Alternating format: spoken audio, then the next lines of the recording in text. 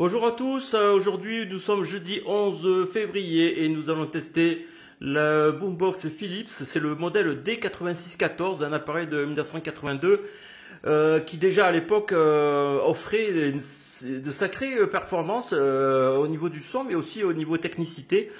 Par exemple ici on a une platine cassette à 3 moteurs, des touches sensitives, avec un enregistrement à niveau soit automatique, soit manuel, avec le gauche-droit séparé.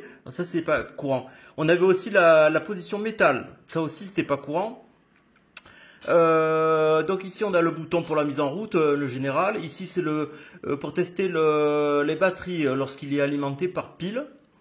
Donc le volume, évidemment, le loudness classique. Alors ça, c'est intéressant aussi puisqu'on a les entrées aux et entrée phono. Et également, on va le voir un peu plus tard, on a des sorties RCA pour attaquer un ampli, pour brancher l'appareil sur une chaîne hi-fi.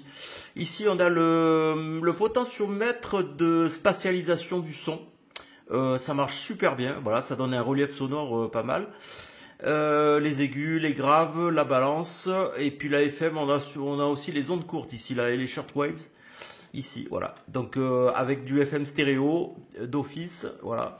L'état général, ben, elle est magnifique, hein, voilà, c'est très joli, c'est vraiment un look des années 80. On est sur des haut-parleurs qui taillent, je crois, 18 ou 19 cm de diamètre, donc c'est du costaud.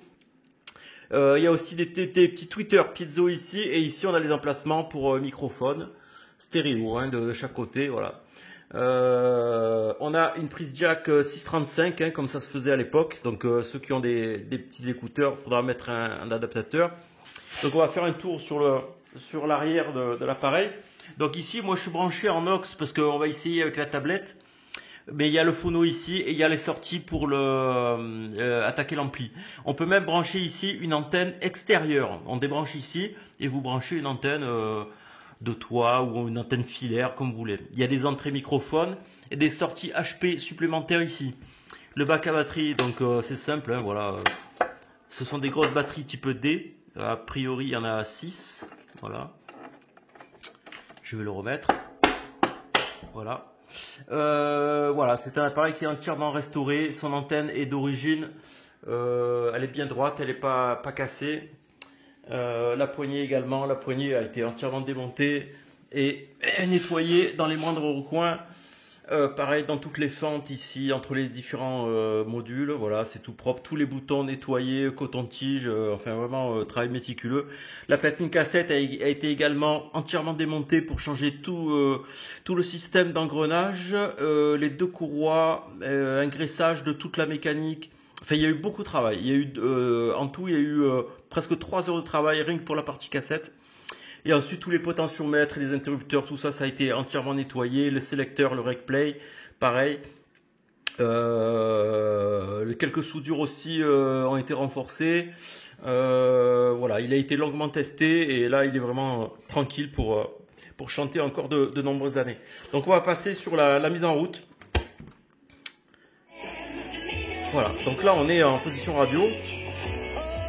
De très très grandes.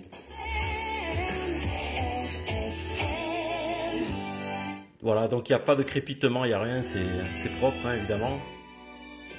On va passer sur l'entrée aux. Voilà. Et donc là, on va se mettre en lecture. On va prendre une autre chanson. Des années 80, voilà.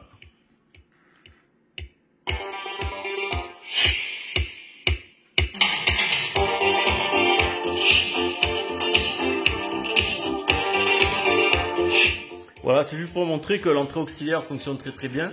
Il n'y a aucun problème. On va se permettre de faire même un petit enregistrement, tiens. Alors là, j'utilise une BASF au chrome, hein. Ce sont mes favorites. Marche arrière. Ah ben, il est déjà en arrière. Donc, on va faire l'enregistrement. On appuie sur les deux touches à la fois. Clac, c'est parti. Donc là, on a l'enregistrement. Là, on est en automatique. Voilà. Alors, donc la sélection, tout ça. Donc l'ouverture, c'est une ouverture assistée, hein, avec un petit amortisseur pour la douceur d'éjection. On va faire maintenant, on va écouter cet enregistrement.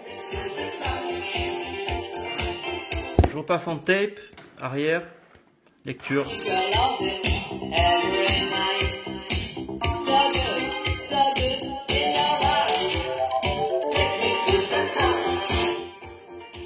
Ah, c'est vraiment impressionnant, la qualité est extraordinaire.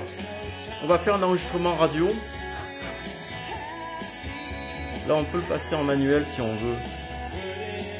Voilà. Qu'est-ce qu'on peut expliquer encore? Donc apparemment, il a annoncé pour 20 watts. Voilà. 7 pouces, ouais, 7 pouces, ça fait 18 cm, je crois. Ok pour ça. Allez, maintenant, on va écouter cet enregistrement radio. Le compteur fonctionne bien. Voilà.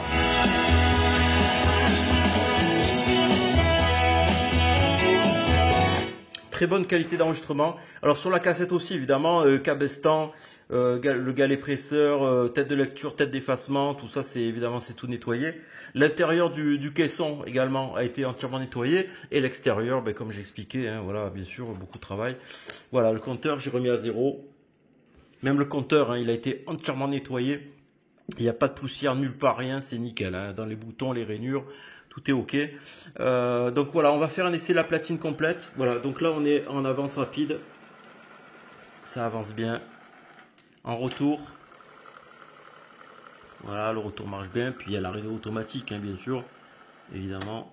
Voilà, stop. Donc le play, voilà, ça s'éclaire en vert, bien sûr. Si on fait la pause, et bien voilà, ça fait pause.